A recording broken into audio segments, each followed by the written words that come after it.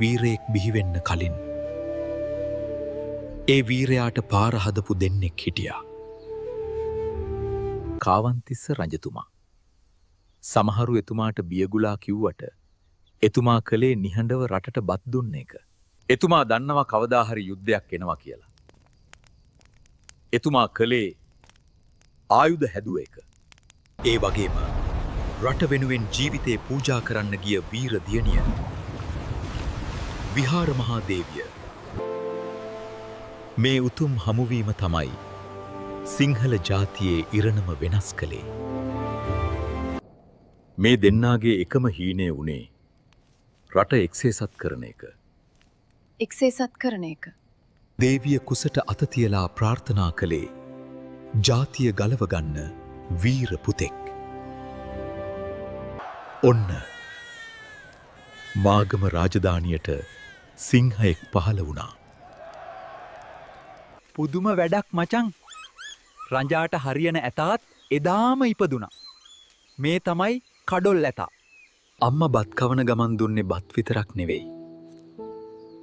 රට ගැන කැක්කුම. උතුරේ හතුරෝ දකුණේ මුහුද.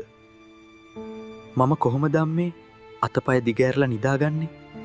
පුතේ, එහා පැත්තේ හතුරෝ. මෙහා පැත්තේ මුහුද. තාත්තා ඉගැන්නුවේ ඉවසීම. මොකද යුද්ධයක් දිනන්න ඉවසීම ඕන.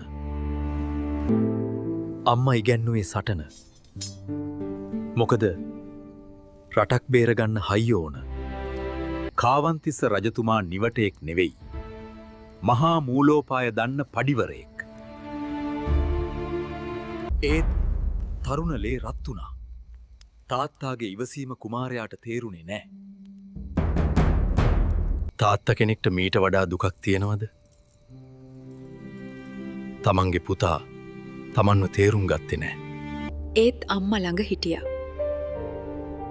ඇය දන්නවා මේ කේන්තිය සාධාරණයි කියලා. අන්තිමට කාවන්තිස්ස රජතුමා ඇස් පියාගත්තා. එතුමා හැදුවේ රටක් විතරක් නෙවෙයි, වීරයෙක්. එදා තමයි ගැමුණු රජතුමාට තේරුණේ තාත්තා නිහඬව කරලා තියෙන දේ.